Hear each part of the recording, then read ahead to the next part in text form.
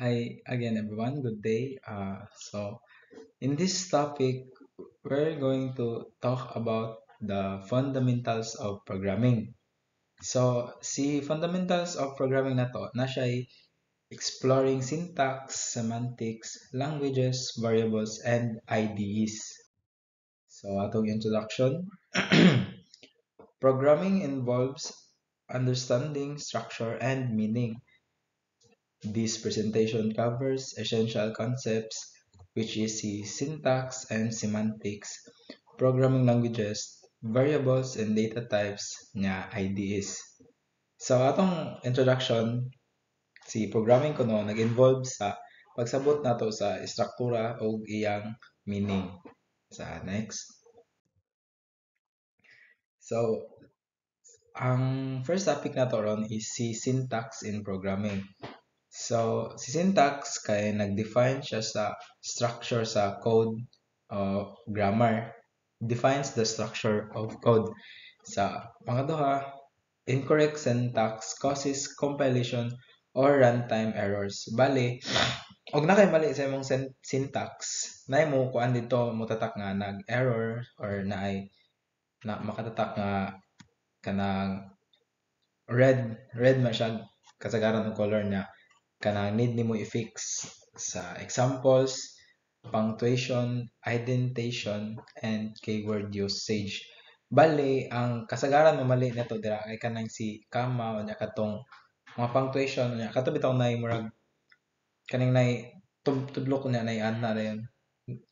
Forgot the word pero mo na siya ang kasagaran mamali nato dira sa atong code nga kailangan nato permi bantayan kay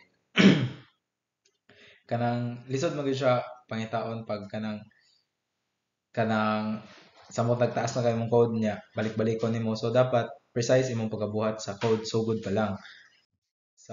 Next topic is semantics and programming. Ang semantics and programming nato is concerned with what the code means or the semantic na concern na siya sa atong code ug unsay buhaton niya ug unsay pasabot mo na siya si semantics. Sa pangaduha, correct syntax doesn't guarantee correct semantics. Katong kagay na sa atong first topic ang gingon nga dili pasabot nga kuan correct si syntax nagpasabot po na siya nga kuan correct po ang semantics nay tag sa nga mali ang syntax ay sakto ang syntax pero mali ang semantics.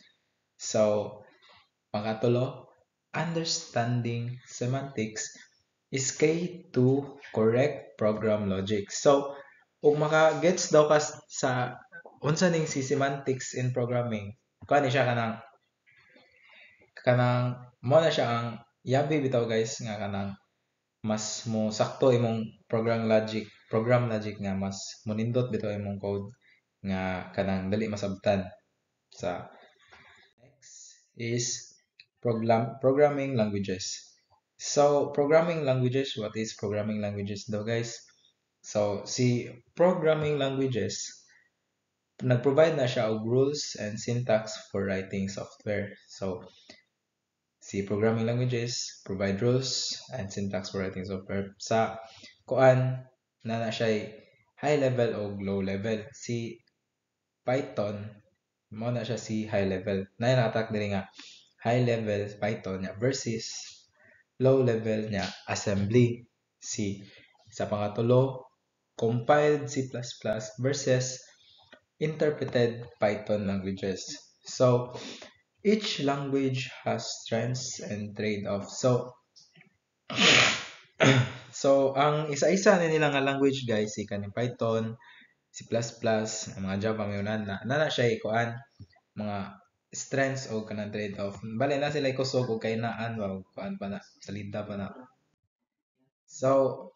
Next topic na to guys is variables and data types. Variables names storage for data. Data types define the kind of data in kanang example int, float, str, etc. Pangatulo, understanding types helps prevent bugs and errors. Pangupat, type safety ensures predictable behavior in code. So, ang variables daw guys, kanang named storage for data. So, kailangan guys nga madumduman nimo ang variables nimo niya. Familiar bitaw ka sa mga gipang type dira para nga dili na nimo subay-subayon bitaw sa taas og unsa na ang variable nimo kanang dili na ka maglisod-lisod bitaw guys og unsa na si x bali ana na nya data types pod define the kind of data kanang dapat imong data type pod is precise pod siya nga pagka buhat para nga kuan sakto pod siya unya kuan makatulo i-understand nimo ang kuan imong code para nga ma-prevent ang bugs og errors bali kanang ug masabtan kuno nimo imong code guys kanang ma dili na kay ka magkamali-mali bitaw kay imo namang na sabtan ang imong code nga kanang unsa siya pagdagan niya sa panglas kay makuan ma-ensure niya ang safety niya makuan po nimo ang iyang behavior bitaw nga ma-predict nimo ang iyang unsa iyang dagan sa code. Sa last nato nga topic si integrated development environments or IDEs, tools that help developers write and debug code. So ang IDE siya guys kay mo na siya ang katong pareha sa Visual Studio Code, mo na siya ang isa sa mga IDE nga ginagamit nato nga common. Kana si Visual Studio Code kanang daghan na siya og language nga magamit ana niya mo nang common na siya nga ginagamit niya.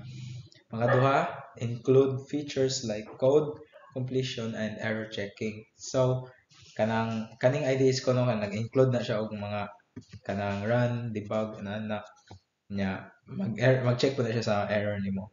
Nya kaning naraong gingon gay na kaning popular IDEs Visual Studio Code nya PyCharm and IntelliJ kana kaning si Visual Studio Code tong gingon og na nga daghan siya language nga marandra kay mao na siya ang ginagamit nga common kaysa sa uban nya kaning PyCharm nag-focus gyud siya entirely sa Python nya kaning kuan IDE nag-boost po na siya og productivity with integrated workflows. So more to sa atong second topic. Thanks.